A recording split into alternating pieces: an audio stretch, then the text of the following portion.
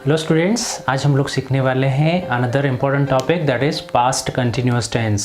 Past continuous tense का use हम करते हैं भूतकाल में कोई स्पेसिफिक टाइम पर कोई क्रिया चल रही थी उन्हें बताने के लिए। जैसे मैं कल सुबह गाना गा रहा था, पापा मुझे डांट रहे थे, मैं मम्मी की हेल्प कर रहा था, आवाज़ आ रही थी, मैं उससे मदद ले रहा था। तो ऐसे सेंटेंसेस या फिर ऐसी क्रियाएं जो भूतकाल में एक निश्चित समय पर चल रही थी उन्हें बताने के लिए हम लोग पास्ट कंटिन्यूस टेंस का यूज़ करते हैं। कंटिन्यूस टेंस की फॉर्मूला है subject plus was verb plus verb ING plus object. यहाँ पर आपको लगाना है वर्ब में आईएनजी। वर्ब में आईएनजी लगाने के लिए 4 रूल्स हम ऑलरेडी प्रेजेंट कंटिन्यूस टेंस के लेक्चर में डिस्कस कर चुके हैं, आप उसे डिस्क्रिप्शन बॉक्स में जाकर देख सकते हैं। तो फॉर्मूला है subject plus was verb plus verb ING plus object. आपको बता दें कहाँ कौन से सब्जेक्ट के साथ कौन सा हेल्पिंग वर्ब लगेगा, आपको याद रखना है। आई के साथ में हमेशा वॉज लगाना है, वी के साथ में हमेशा वर लगाना है, you were, he was, she was, it was, they were. बहुत ही सिंपल है, एक बार इसको याद रखना पड़ेगा। I was, we were, you were, he was, she was, it was, they were. Right, sentence making करते हैं।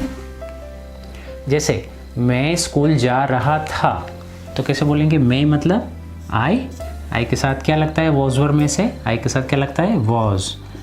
आई वॉज, और जाना means going to school.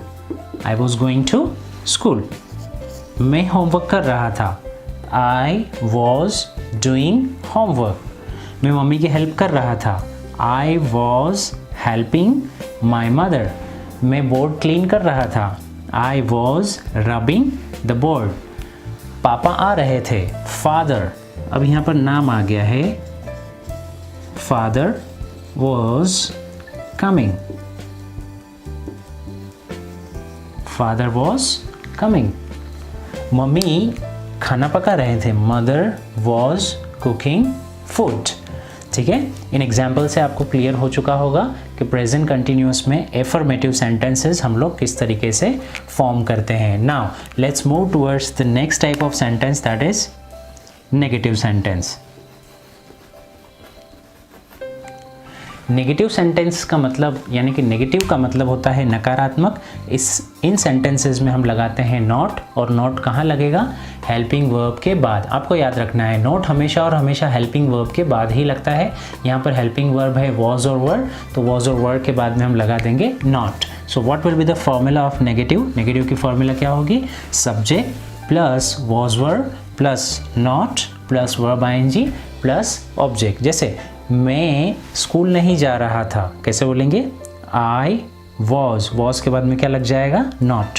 I was not going to school. कुछ चेंजेस नहीं है, केवल और केवल यहाँ पर नॉट आ गया है हेल्पिंग वर्ब के बाद। जैसे पापा नहीं आ रहे थे, father was not coming. Father was not coming. मैं इंग्लिश नहीं बोल रहा था, I was not speaking English. पापा मुझे नहीं डांट रहे थे, father was not scolding me. Sir English नहीं पढ़ा रहे थे, sir was not teaching English. मैं दरवाज़ा नहीं खोल रहा था, I was not opening the door. So this kind of sentences comes under the category of negative sentences. Now let's move towards the third type of sentence that is interrogative sentence. Interrogative sentence की formula as we know कैसी हो सकती है? Interrogative यानी कि प्रश्नवाचक। इसमें helping verb आगे आता है वॉज और were plus subject plus verb ING plus object plus question mark. बहुत ही सिंपल है। जैसे क्या मैं गाना गा रहा था? वॉज आई। मैं मतलब आई के साथ हमेशा लगता है वॉज आई सिंगिंग। गाना मतलब singing. A song, was I singing a song. क्या मैं स्कूल जा रहा था? Was I going to school. क्या मैं इंग्लिश बोल रहा था? Was I speaking English. क्या मम्मी खाना पका रहे थे? Was mother. देखिए नाम के साथ में, नाउन के साथ में हम लगाएंगे वॉज, सिंगुलर नाउन के साथ में लगाएंगे वॉज मदर कुकिंग फूड। क्या पापा आपको डांट रहे थे? Was father scolding you.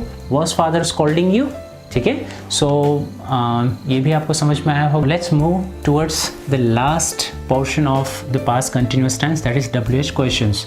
WH question में फिर से एक बार और किन किन वर्ड्स का समावेश होता है? Where, when, why, how, what and the last one is who. इसके अलावा भी विच है, हाउ मैनी, हाउ मच है, हम अभी डिस्कस नहीं कर रहे हैं।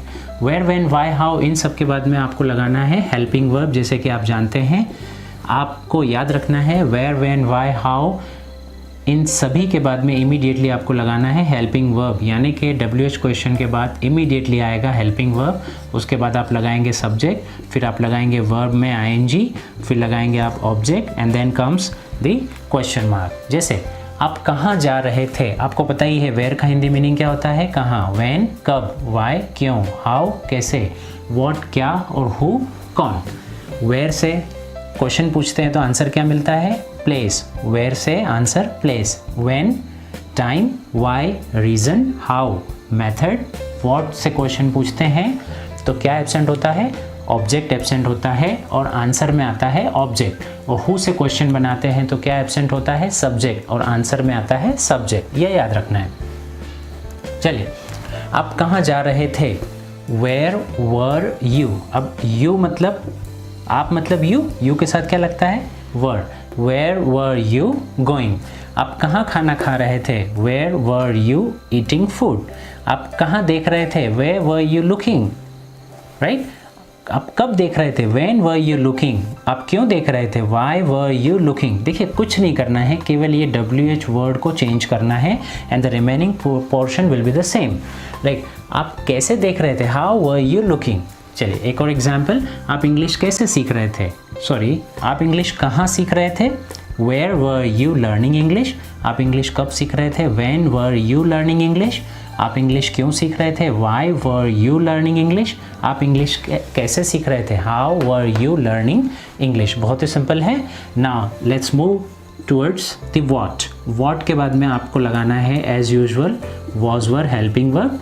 हेल्पिंग वर्ब के बाद में आएगा सब्जेक्ट, सब्जेक्ट के बाद में आएगा वर्ब में ING। लेकिन आपको पता है कि इससे जब हम क्वेश्चन बनाते हैं तो ऑब्जेक्ट एब्सेंट होता है, इसलिए हम ऑब्जेक्ट नहीं लगाएंगे। डायरेक्टली क्या आ जाएगा, देखिए यहाँ पर ऑब्जेक्ट एब्सेंट हो रहा है तो डायरेक्टली आ जाएगा क्वेश्चन। तो इस पर से कुछ सेंटेंसेस, जैसे आप क्या बोल रहे थे, व्हाट वर यू स्पीकिंग। आप क्या देख रहे थे, व्हाट वर यू वॉचिंग। जैसे आप कल क्या देख रहे थे, what were you watching yesterday.